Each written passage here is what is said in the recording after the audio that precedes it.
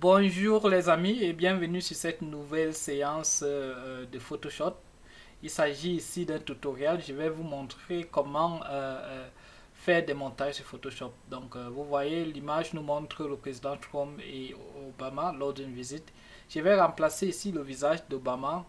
Obama est ma cible. Je vais remplacer son visage par un autre visage de telle sorte que cette visite puisse être voilée. Donc de telle sorte qu'on puisse croire que c'était la visite d'une autre personne. Sans plus tarder, nous allons commencer. Là, pour ce faire, j'ai préparé une image de moi. Donc, c'est un portrait où le visage est bien illuminé. Donc, il faut remarquer que c'est très intéressant parce que c'est très important que le visage soit bien aéré pour que vous puissiez avoir ces informations-là. Parce que si le visage est sombre, vous aurez des difficultés avec la photo originale. Donc, le visage que vous voulez remplacer doit avoir déjà à peu près des traits similaires donc par rapport à la luminosité avec le visage avec lequel vous voulez remplacer. Donc pour commencer, je vais sélectionner mon visage. Donc je vais sélectionner juste le visage et je vais aussi prendre un peu de cours. Vous allez voir pourquoi je prends aussi un peu de cours. Donc voilà, je sélectionne avec l'outil de sélection le visage et puis je copie ce masque, ce visage et je vais changer euh, de fenêtre. Lorsque je vais changer de fenêtre, je pourrais simplement coller dans la fenêtre où se trouve la photo originale. Donc, et de là, je vais pouvoir faire des modifications. Voilà, je change. Voilà. Vous voyez, maintenant, je vais juste coller et je vais essayer euh, de raccorder mon visage avec le visage d'Obama, ce qui n'est pas facile, et je vous le dis, ça nécessite beaucoup d'affinité, beaucoup de patience parce que les proportions doivent être les mêmes, on doit respecter les proportions, on doit respecter les réalités. Et voilà, donc là, j'ai diminué avec l'outil de transformation, je peux transformer mon visage et faire en sorte que ça passe exactement au visage d'Obama. Comme je disais tantôt, ça nécessite beaucoup de patience et d'affinité.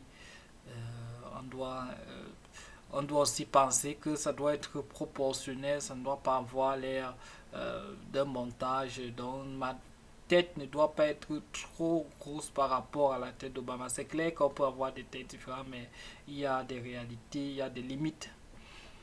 Et voilà, on voit toujours que ma tête est un peu plus grosse, un peu très grosse, mais voilà, vous voyez pourquoi j'ai pris le coup. Là maintenant, je vais juste effacer l'endroit qu'il faut, donc juste pour que les cols de la chemise se laissent voir et le visage et le cou sera de mon visage. Donc vous voyez, c'est mon cou maintenant qu'on voit parce qu'il pouvait avoir une différence de contraste de couleur de peau. Ça peut être que je suis plus noir que Obama ou bien qu'il est plus noir que moi. Là, on devait voir ça au niveau du cou. C'est pour ça que j'ai pris le coup avec. Donc là, je vais juste essayer de redimensionner les proportions pour que ça passe exactement avec le visage d'Obama. Bon, il faut avouer que Obama a des oreilles très larges. Vous voyez comment mes petites oreilles sont... Les larges oreilles d'Obama se voient derrière mon oreille. Et nous allons corriger cela. Donc j'essaie maintenant de regarder aussi tout le plan de la proportion de quelle direction je regarde quoi. Vous voyez, c'est pour ça que j'ai un peu penché. Vous voyez, j'ai un peu pensé, je penchais le visage de telle sorte que ça ait l'air à ce que ça ait l'air, ça donne l'impression que je regarde de l'autre côté. Donc vous voyez maintenant, vous voyez, on voit l'oreille de Baba bien derrière mon oreille. Donc je vais essayer maintenant de faire disparaître cette oreille.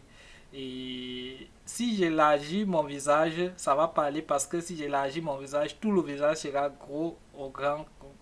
Et donc cela est dû simplement que Obama a des oreilles très larges. Donc, et il se trouvait un peu à une autre perspective. Donc ce que je vais faire, je vais chercher une autre solution pour cela. vous voyez très bien que le visage d'Obama a un peu une autre perspective par rapport à mon visage qui est tout droit. Donc ce que je dois faire, c'est que je n'ai pas le choix, je dois remplacer le visage d'Obama. Et pour cela, j'utilise l'outil de sélection. Je sélectionne le visage d'Obama et je remplace, je trouve un endroit pour remplacer cette place. Vous voyez, maintenant il y a du vide et ça me donne maintenant la possibilité. Donc l'oreille a disparu, son visage a complètement disparu. Et là maintenant, je peux mieux placer mon image et on ne voit pas quelque chose derrière, on ne voit pas qu'il y a quelque chose derrière en fait. C'est quoi? C'est ça. J'ai remplacé complètement le visage d'Obama par le mien. Pour rendre les choses encore plus intéressantes, j'ai préparé ce drapeau du Cameroun que j'ai trouvé sur Google. Et voilà, je vais transformer le drapeau de telle sorte que ça regarde de l'autre côté, puisque le soldat regarde du côté droit. Donc c'est pour ça que j'ai transformé, j'ai complètement retourné la photo. Donc, et maintenant je vais sélectionner juste le drapeau, donc je sélectionne juste le drapeau sans l'arrière-plan. Je détache le drapeau de son arrière-plan avec l'outil de sélection. Et donc la même chose que j'ai fait avec le visage, je viens dans l'original de la photo et je colle de là. Et là, j'ai collé le drapeau. Maintenant, il s'agit maintenant de remplacer la baïonnette du soldat avec le drapeau.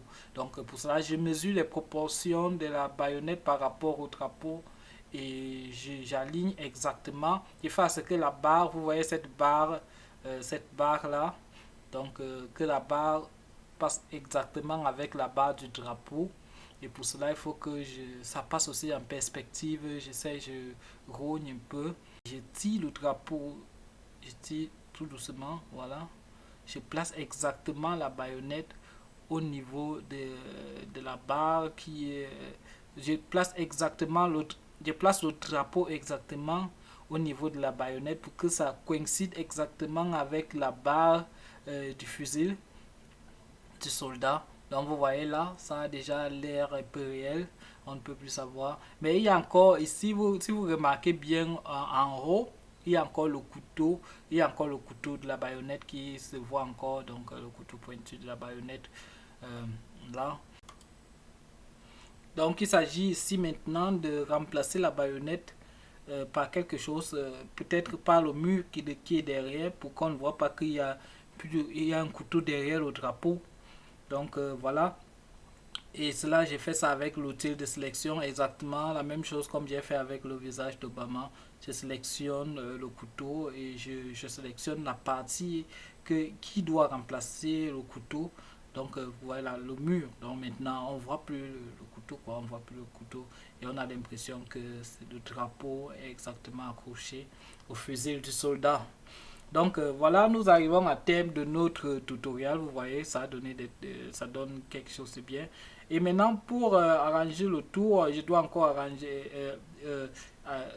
travailler un peu le contraste du drapeau pour que ça ne donne pas l'air d'être différent des autres contrastes, donc pas trop de couleurs. Donc c'est ça. Donc maintenant, merci de m'avoir suivi. Donc nous sommes arrivés au thème de notre tutoriel. Vous voyez avant et après la photo d'Obama que j'ai remplacé dont j'ai remplacé le visage avec le mien. C'est la leçon à retenir. Ne croyez pas à tout ce que vous voyez. On peut, avec Photoshop, on peut faire de grandes choses. C'est parce qu'on n'avait pas beaucoup de temps. On pouvait encore faire plus que ça. J'espère que vous n'allez pas appliquer ce que je vous ai montré négativement. Parce que c'est pas bon. Le mensonge n'est pas bien. C'est un péché en tout cas. Et voilà, si vous avez aimé la vidéo, n'oubliez pas d'aimer ma page Facebook, Marvin Vokeng Photo et Vidéo. Et je me réjouis déjà de vos commentaires et de vos likes. Merci. Bye.